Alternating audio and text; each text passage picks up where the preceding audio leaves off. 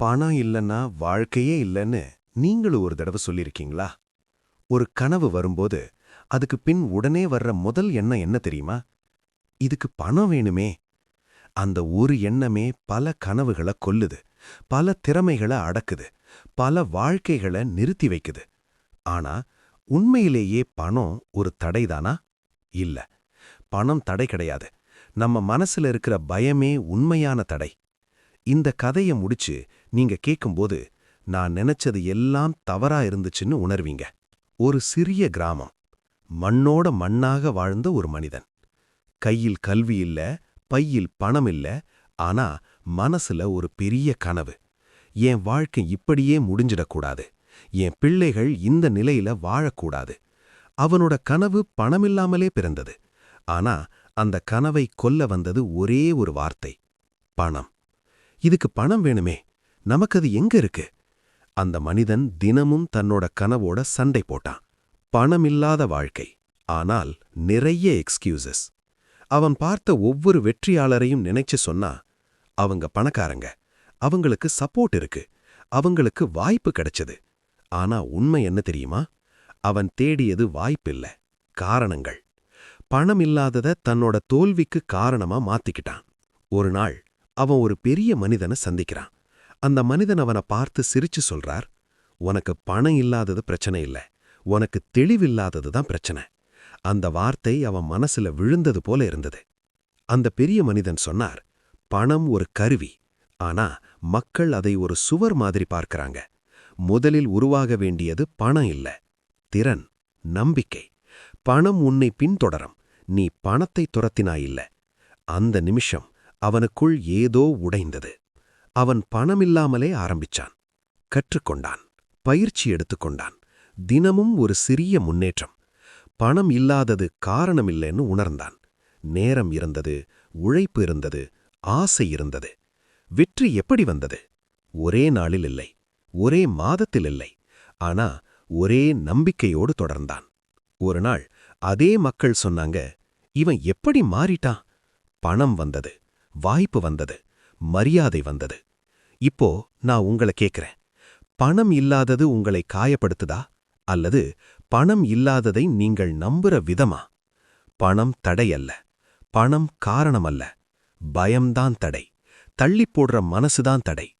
நீங்க வாழ்க்கையில எத்தனையோ விஷயங்களை ஆசைப்பட்டிருப்பீங்க, ஆனா அதை ஆரம்பிக்காமல் தடுத்து நிறுத்திய ஒரே விஷயம் என்ன? பயம். நான் தோல்வி அடைஞ்சிடுவேனா? மக்கள் என்ன சொல்லுவாங்க? இது நமக்கு சரியா வருமா? இந்த கேள்விகள்தான் பல கனவுகளை ஆரம்பத்திலேயே கொன்றுடுச்சு. இன்று நான் சொல்ற கதை பயம் எப்படி ஒரு மனிதனோட வாழ்க்கையையே கட்டுப்படுத்துதுன்னு சொல்லும் கதை.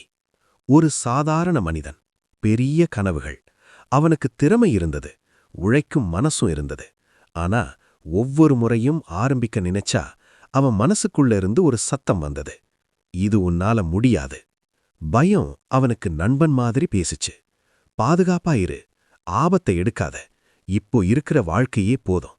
அவன் நினைச்சான், பயம் எனக்காகத்தான் பேசுது. ஆனா உண்மை என்ன தெரியுமா? பயம் அவனை பாதுகாக்கல, அவனை சிறைப்படுத்தியது. வருஷங்கள் போச்சு. அதே வேலை, அதே சம்பளம், அதே ஏமாற்றம். ஒரு நாள் கண்ணாடியில பார்த்துக்கிட்டே அவன் கேட்ட கேள்வி: நான் பயந்ததால இழந்தது என்ன? அந்த நிமிஷம் அவனுக்கு வலிச்சது.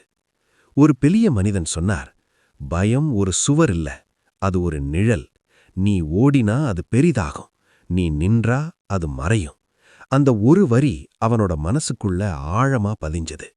அவன் பெரிய குதிப்பை எடுக்கல, ஒரு சின்ன முயற்சி, ஒரு சின்ன முடிவு.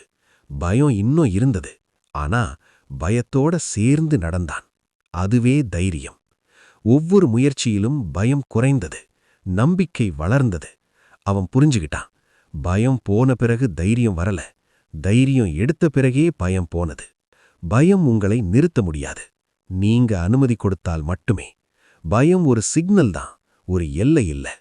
நீங்க அமைதியா இருந்தா மக்கள் அதை பலவீனம்னு நினைக்கிறாங்க. நீங்க பேசலன்னா கான்ஃபிடன்ஸ் இல்லைன்னு சொல்றாங்க. ஆனா உண்மை என்ன தெரியுமா? கான்ஃபிடன்ஸ் இல்லாமை ஒரு குறை இல்ல, கான்ஃபிடன்ஸ் எப்படி உருவாக்கணும்னு தெரியாமைதான் பிரச்சனை.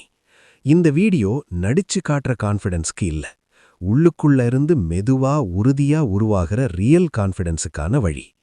கான்ஃபிடன்ஸ் என்றால் உண்மையில் என்ன? பல பேர் நினைக்கிறாங்க, கான்ஃபிடன்ஸ்னா ஸ்டேஜ்ல பேசணும், இங்கிலீஷ் ஃப்ளூவண்டா பேசணும், எல்லாரையும் டாமினேட் பண்ணணும். ஆனா உண்மை என்ன தெரியுமா? நான் யார்னு ஒத்துக்கிட்டு நான் கற்றுக்கொள்கிறேன்னு நம்புற மனநிலையே கான்ஃபிடன்ஸ். கான்ஃபிடன்ஸ் ஏன் குறையுது? கான்ஃபிடன்ஸ் பிறக்கும்போது எல்லாருக்கும் உண்டு. ஆனா அது மெதுவா உடைய காரணங்கள். கம்பேரிசன், தோல்வி பயம், நீ இதுக்கு சரியில்லைன்னு சொன்ன வார்த்தைகள். அந்த வார்த்தைகள் வெளியில மறைஞ்சாலும் மனசுக்குள்ள ஒலிச்சுக்கிட்டே இருக்கு. கான்ஃபிடென்ட்டா இருக்க 5 பிராக்டிக்கல் ஸ்டெப்ஸ். ஸ்டெப் 1, ஃபேக்கா இல்லாம உண்மையா இருங்க. நடிக்கிற கான்ஃபிடன்ஸ் உடையும். உண்மையா இருக்கிற கான்ஃபிடன்ஸ் மட்டுமே நீடிக்கும். எனக்கு எல்லாம் தெரியாதுன்னு ஒத்துக்கிற தைரியம்தான் கான்ஃபிடன்ஸோட ஃபர்ஸ்ட் ஸ்டெப். ஸ்டெப் 2, சின்ன ஆக்ஷன் டெய்லி. கான்ஃபிடன்ஸ் திங்கிங்ல வராது, ஆக்ஷன்ல தான் வரும். ஒரு நாள் பேசுனீங்க, ஒரு நாள் ட்ரை பண்ணீங்க, அந்த சின்ன ஆக்ஷன்கள் தான் கான்ஃபிடன்ஸோட ஃபவுண்டேஷன். ஸ்டெப் 3, உங்க செல்ஃப் டாக்க மாத்துங்க. எனக்கு முடியாது, நான் பிராக்டிஸ் பண்றேன். மனசு நம்புறது நீங்க தினமும் சொல்ற வார்த்தைகளையே. ஸ்டெப் 4, பாடி லாங்குவேஜ் கான்ஃபிடன்ஸோட டோர். நிமிர்ந்து நடங்க, மெதுவா பேசுங்க, கண்களை பார்த்து பேச முயற்சி பண்ணுங்க. பாடி சேஞ்ச் பண்ணினா மைண்ட் ஃபாலோ பண்ணும். ஸ்டெப் 5, ஃபியர் போகும்னு வெயிட் பண்ணாதீங்க. ஃபியர் இருந்தாலும் நடந்தா கான்ஃபிடன்ஸ் வரும். ஃபியரோட நடந்ததுக்கு பேரு தான் கான்ஃபிடன்ஸ். ஒரு உண்மை, கான்ஃபிடன்ஸ் ரெடிமேட் இல்ல, டெய்லி பிராக்டிஸ்ல வரும், ஸ்மால் கரேஜ்ல வரும். நீங்க வெயிட் பண்ணினா கான்ஃபிடன்ஸ் வராது, நீங்க நடந்தா கான்ஃபிடன்ஸ் வரும். இந்த வீடியோ உங்க மனசுல ஒரு சின்ன தீப்பொறி ஏத்தினா காமெண்ட் பாக்ஸ்ல நான் மாறுவேன்னு எழுதுங்க. இப்படிப்பட்ட வாழ்க்கையை மாற்றும் ஆழமான மோட்டிவேஷனல் வீடியோஸ்க்காக சப்ஸ்கிரைப் பண்ணுங்க. நினைவில் வைத்துக் கொள்ளுங்கள், பணம் தடை அல்ல, பயம் நிழல்தான். கான்ஃபிடன்ஸ் செயலில் பிறக்கும். நன்றி.